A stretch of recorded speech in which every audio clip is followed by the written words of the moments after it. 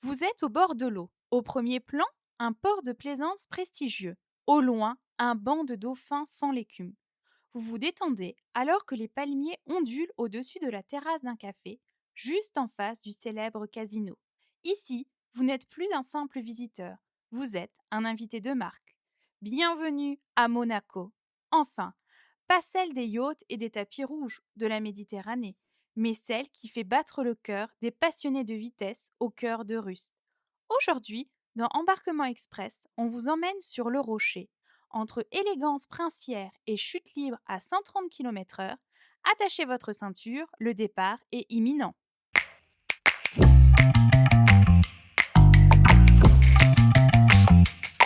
Embarquement. Express. Bonjour à toutes et à tous. Bienvenue dans Embarquement Express. Nous poursuivons notre grande série consacrée à la découverte d'Europa Park, quartier par quartier. Pour cette nouvelle escale, nous changeons de dimension. Après l'histoire et les racines, place au luxe, au sport et à l'art du cirque. Nous partons explorer le tout nouveau joyau du parc, le 18e quartier européen, inauguré en 2026, Monaco. Qu'est-ce qui se cache derrière les façades élégantes du rocher version Rust? Comment le parc a-t-il intégré ce micro-état légendaire entre deux virages à haute vitesse? Le quartier monégasque est l'un des plus petits d'Europa Park, mais c'est sans doute celui qui possède la plus forte densité d'adrénaline au mètre carré. Ce petit bout de Riviera est un hommage à la vitesse.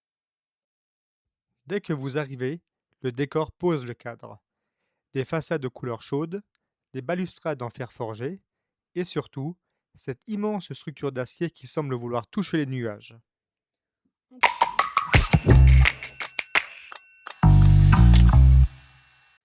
On commence, Fred, avec ton domaine, les attractions. Plutôt avec le Silver Star, le roi d'acier. Effectivement, c'est l'attraction que tout le monde repère dès l'autoroute, celle que tout le monde voit, mais que tout le monde n'ose pas forcément affronter. Avant d'entrer dans le vif du sujet, un petit œil rapide sur la fiche technique de ce monstre. Type, Hypercoaster, constructeur, BIM, ouverture, 2002, taille requise, 1,40 m minimum, durée du parcours. 3 minutes de sensation pure. Remontons un peu le temps, car si nous profitons aujourd'hui du tout nouveau quartier monégasque inauguré en 2026, le Silver Star, lui, était déjà là bien avant. Son ouverture, en 2002, a marqué un véritable tournant historique pour la famille Mack. C'est d'ailleurs l'un des rares manèges du parc à ne pas être sorti des ateliers Mack Rides. À l'époque, c'était un pari fou. Installer la montagne russe la plus haute et la plus rapide d'Europe. Un titre qu'elle conservera fièrement pendant 10 ans. Pour les parconautes fans de chiffres, accrochez-vous bien. Sa vitesse de pointe est de 130 km/h. C'est simple, c'est la vitesse maximale autorisée sur les autoroutes françaises. Sa hauteur, 73 mètres. Imaginez-vous au sommet d'un immeuble de 25 étages. La montée dure près d'une minute de pure tension, avant de basculer dans une chute de 67 mètres, inclinée à 68,5 degrés. La puissance, on encaisse jusqu'à 4 G dans les creux, soit 4 fois le poids de son propre corps. Le ressenti, le train enchaîne des camelbacks, ces fameuses bosses à dos de chameau. Le premier culmine à 55 mètres, le second à 50. C'est là que vous vivez les fameux Air Times, ces moments magiques, à moins 0,8 G, où la gravité s'annule et où vous décollez littéralement de votre siège. Sur ce monstre de 1600 mètres de long, pas de looping, pas de tête à l'envers, tout repose sur la vitesse et la sensation de vol. L'histoire de cet hypercoaster est aussi liée à un partenariat avec Mercedes-Benz qui aura duré plus de 20 ans. Ce partenariat permettait à Mercedes-Benz d'associer son nom à la puissance, à la technologie de pointe et à l'adrénaline. D'ailleurs, le nom Silver Star n'est pas un hasard. C'est une référence directe à l'emblème de la marque, l'étoile à trois branches, ainsi qu'aux célèbres flèches d'argent, les voitures de course historiques de la firme. Même l'esthétique de l'attraction a été pensée pour ce duo. Les rails gris métallisés et les supports noirs rappelaient les couleurs officielles des voitures de compétition. Il faut dire qu'Europa Park, situé à Rust, et Mercedes, dont le siège social est à Stuttgart, sont deux fleurons de l'industrie allemande, tous deux basés dans le bas de Württemberg. Pour le parc, s'allier à un géant mondial comme Mercedes renforçait son statut de destination premium. Pour le constructeur automobile, c'était l'occasion idéale de s'exposer devant des millions de visiteurs annuels, une cible à la fois familiale et internationale. Mais ce sponsoring ne se limitait pas à un simple nom sur une affiche. Il a permis la création du Mercedes-Benz Hall, qui faisait office de file d'attente et de musée. Cet espace permettait à la marque d'exposer ses derniers modèles, des concept cars, ou encore de retracer l'histoire de la Formule 1, notamment avec les monoplaces de l'écurie McLaren-Mercedes de l'époque. En bref, l'attente des visiteurs était transformée en une véritable expérience marketing immersive. Ce type de partenariat gagnant-gagnant a d'ailleurs ouvert la voie à d'autres collaborations emblématiques, comme celle avec Gazprom pour le Blue Fire ou plus récemment avec Rimac pour le nouveau coaster Voltron. Aujourd'hui, avec l'arrivée du quartier Monaco, ce lien historique avec la course automobile prend une dimension encore plus unique. Ce n'est plus seulement une question de sponsoring, c'est une véritable immersion sur le rocher. Dès que vous entrez dans la file d'attente du Silver Star, l'ambiance change. Le hall Mercedes a été totalement repensé pour devenir le hall Monaco. On y retrouve tous les codes du célèbre Grand Prix. Et pour les passionnés de Formule 1, ouvrez l'œil. Dans la file vers le Silver Star, vous pourrez admirer une pièce de collection exceptionnelle, une véritable combinaison de courses de Charles Leclerc. C'est un clin d'œil génial au pilote prodige de la principauté, qui fait désormais le pont entre l'histoire de Mercedes au parc et le présent flamboyant du sport automobile monégasque. Même si Charles Leclerc court sous les couleurs rouges de Ferrari, sa présence ici, dans le quartier qui porte son drapeau, apporte une touche d'authenticité incroyable. On a presque l'impression de se préparer à prendre le départ d'un Grand Prix juste avant que le train ne s'élance à 130 km/h. La touche monégasque se retrouve aussi en première étape de la file d'attente, car elle devient une véritable promenade à travers le célèbre jardin exotique. Inspiré du jardin exotique de Monaco et de ses milliers de variétés de cactus et d'agaves, vous plongez au cœur d'une végétation luxuriante avant de faire vos premiers pas dans l'univers de la course et du Grand Prix. Pour finir ce chapitre attraction, nous pouvons vous donner une petite anecdote. Saviez-vous que le Silverstar est un voisin très poli? Europa Park est situé juste à côté du village de Rust, et le parc doit respecter des règles de bruit très strictes. Le défi en 2002 était d'empêcher le rugissement du train de réveiller tout le voisinage. Les ingénieurs ont donc installé un mur anti-bruit sur la première descente et ont fait en sorte que les rails absorbent les vibrations. Si vous vous promenez sous l'attraction, vous remarquerez que le bruit est un souffle sourd et élégant, bien loin du fracas métallique strident des vieux grands 8.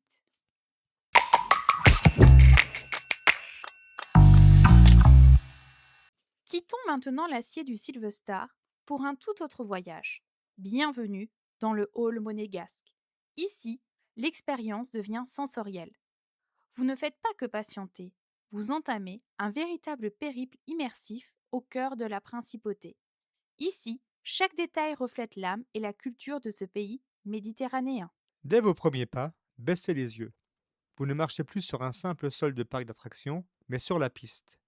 Les fameux vibreurs de Formule 1, ces bordures rouges et blanches que les pilotes dévorent à chaque virage, serpentent au sol et vous guident. On s'y croirait. L'adrénaline monte déjà, mais cette fois, c'est pour l'élégance du lieu. Fermez les yeux un instant. Vous quittez l'agitation de Rust pour poser les pieds sur la côte d'Azur. Ici, le dépaysement est instantané. De gigantesques écrans panoramiques s'ouvrent devant vous comme des fenêtres sur la Méditerranée. Vous surplombez le port Hercule. Avec ses yachts majestueux qui dansent sur l'eau, c'est la vue imprenable, la carte postale authentique que vivent les Monégasques au quotidien. Et le plus magique, peu importe la météo à l'extérieur du hall, ici, vous êtes baigné par la lumière éclatante et éternelle du soleil de la Riviera. Une fois le port franchi, préparez-vous au choc. Vous débouchez sur la place la plus prestigieuse de la principauté, la place du casino. C'est ici que la magie opère. D'un côté, le légendaire Casino de Monte-Carlo. De l'autre, l'emblématique Café de Paris. Vous êtes au cœur du triangle d'or monégasque. Pour atteindre ce niveau de réalisme, Europa Park n'a pas fait les choses à moitié. Grâce à un partenariat étroit, la SBM, Société des bains de mer, et l'Office du tourisme de Monaco ont fourni des photos en ultra haute définition et des relevés topographiques d'une précision chirurgicale. Les designers du parc ont ensuite utilisé la modélisation 3D avancée pour sculpter chaque relief, chaque corniche et chaque moulure de ce temple du jeu, imaginé à l'origine par l'architecte de l'Opéra de Paris, Charles Garnier, en 1879. Un conseil d'embarquement express. Levez les yeux. Le plafond et les ornements du toit sont le fruit d'un travail d'orfèvre.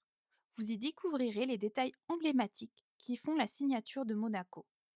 Les dômes et les deux clochetons, ces tours si reconnaissables, ajoutées lors de l'extension de la fin du XIXe siècle, sont ici reproduites avec une fidélité absolue. Elles s'élancent vers le ciel de Rustes, comme elles le font sur le rocher. Prenez le temps d'observer l'ornementation luxueuse. Les sculptures et les corniches apportent ce côté glamour et ce cachet historique immédiat. Le Café de Paris, juste à côté, l'intégration est parfaite. Avec sa marquise et sa terrasse emblématique, le parc a recréé l'angle de vue le plus célèbre de Monaco. L'illusion est telle qu'on en oublierait presque le bruit du Silver Star pour s'attendre à voir débouler une voiture de collection sur la place.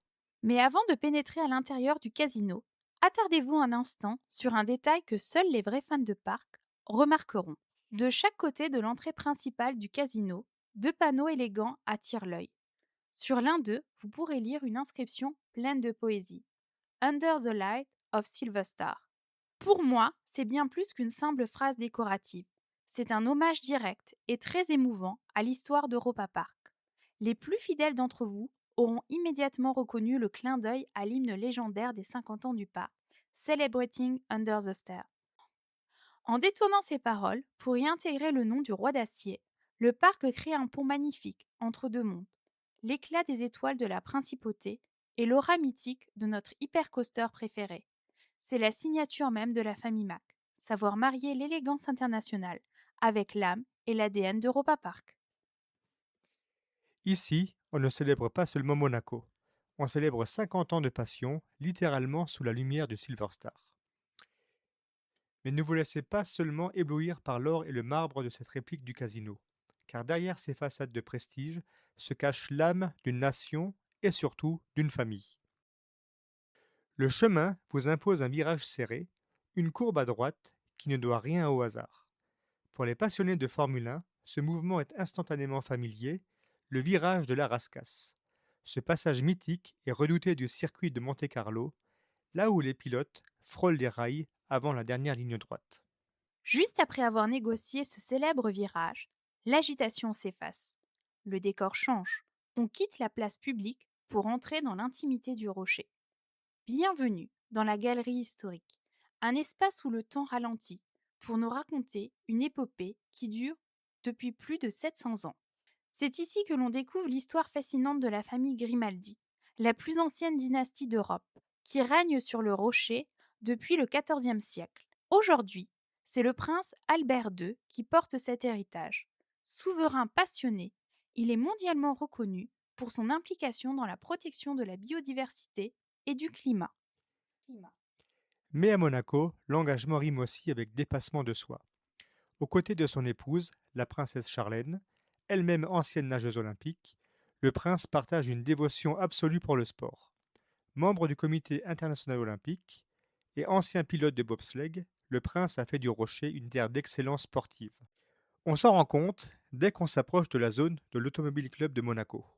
Les murs y sont recouverts de fresques vibrantes où l'on voit le célèbre Kylian Mbappé agiter le drapeau à damier sur la ligne d'arrivée. Les F1 de l'écurie Aston Martin dévalaient les rues de Monte-Carlo et la foule massée dans les tribunes face au port d'Hercule. Mais l'immersion ne s'arrête pas au sport mécanique, puisque le parc a installé de magnifiques vitrines d'exposition pour mettre à l'honneur les autres disciplines reines de la principauté. Côté football, on peut admirer le superbe maillot officiel domicile de l'AS Monaco avec sa célèbre diagonale rouge et blanche sponsorisée par APM Monaco, exposé juste à côté des ballons du club. Juste à côté, La vitrine dédiée au rugby met en lumière le maillot très design du Monaco Rugby Sevens, avec ses lignes dorées dynamiques, tout en rappelant leur superbe performance comme le titre de champion de France décroché au Super Sevens en 2022. Enfin, les fans de basket ne sont pas oubliés avec un superbe coup de projecteur sur la Roca Team, l'AS Monaco Basket, où trône le maillot noir et or floqué du numéro 33 devant des photos de matchs d'Euroleague totalement survoltés. En clair, Europa Park a réussi le pari parfait de mélanger la haute voltige de ses attractions avec la ferveur des plus grands clubs monégasques et c'est un pur bonheur pour les yeux.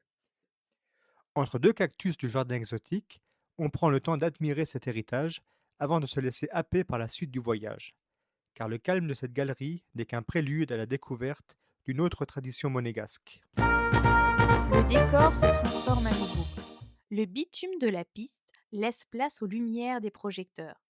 Vous passez sous un chapiteau majestueux pour entrer sur la piste aux étoiles.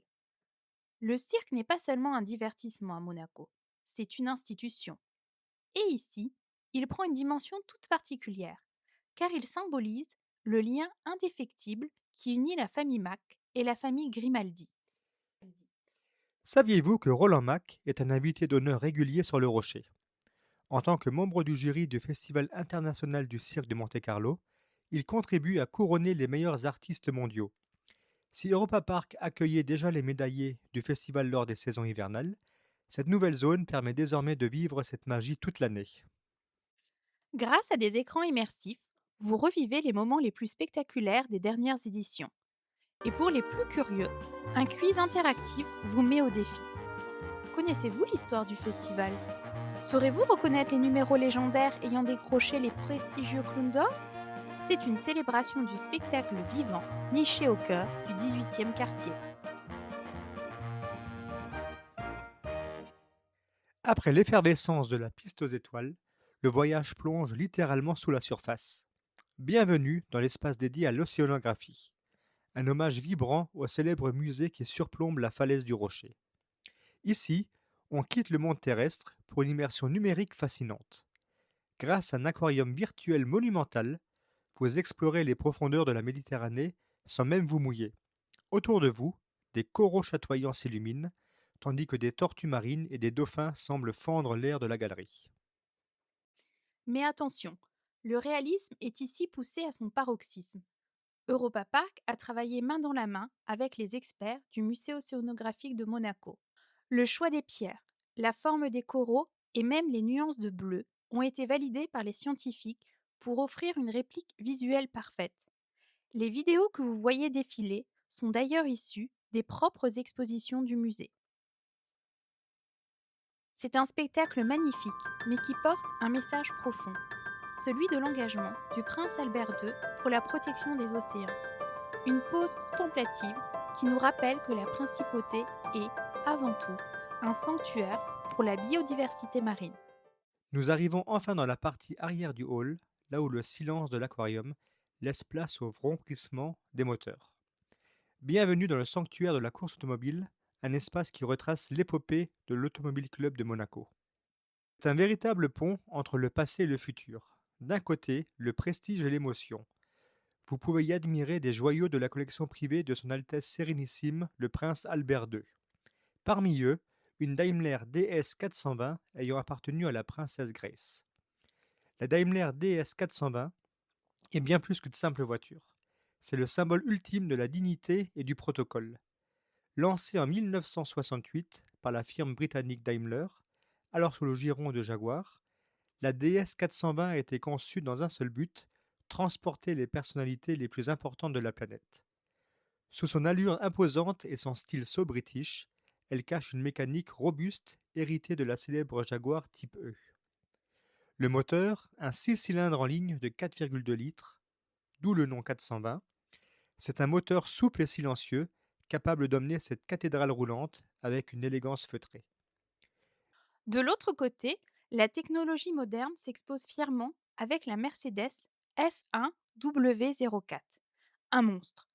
La Mercedes AMG F1 et la monoplace de Formule 1 engagée par l'écurie allemande Mercedes Grand Prix dans le cadre du championnat du monde de Formule 1 en 2013. Elle est pilotée par l'Allemand Nico Rosberg, qui effectue sa quatrième saison chez Mercedes, et le Britannique Lewis Hamilton. On y découvre également une monoplace de Formule E électrique. Pour vous aider à vous repérer, un immense panneau détaille chaque virage du circuit mythique. Mais c'est vers l'écran géant Race Control que tous les regards se tournent. Avec ses 54 mètres carrés, ce mur LED monumental diffuse des images immersives du Grand Prix et des données télémétriques en temps réel. On a l'impression d'être admis au cœur du Remote Operation Center, le centre de commande des écuries. Mais le 18e quartier ne se contente pas de vous montrer la course, il vous propose de la vivre. Effectivement, Eva, là encore, on touche un de mes domaines de prédilection. Deux simulateurs de conduite ultra perfectionnés vous attendent. Fabriqués localement à Colmar par l'entreprise Legend Track, ces châssis rigides vous propulsent dans un cockpit d'une Formule 1. Écran géant, siège baquet aux couleurs du Monaco Racing, on joue sur le jeu Assetto Corsa. Pas besoin de casque, tout est conçu pour une immersion immédiate et intense. Alors la question n'est plus de savoir si vous aimez la vitesse, mais si vous êtes prêt à réaliser le meilleur temps sur le circuit le plus difficile au monde.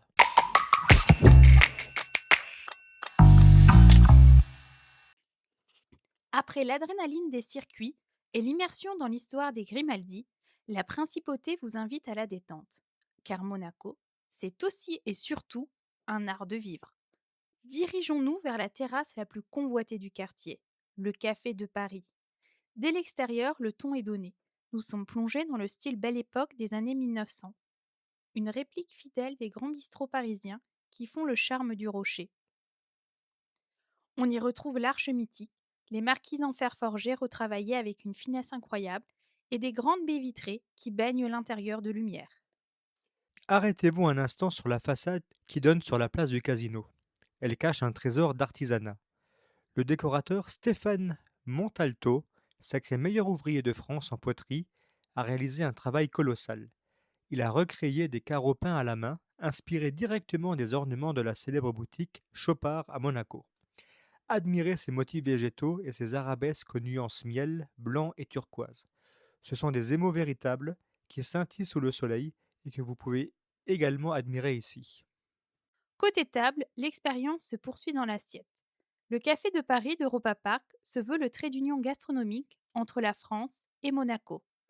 Dans cette atmosphère de snack chic, vous pourrez savourer des apéritifs rafraîchissants, des délices sucrés et une sélection de pâtisseries fines qui n'ont rien à envier aux grandes brasseries européennes.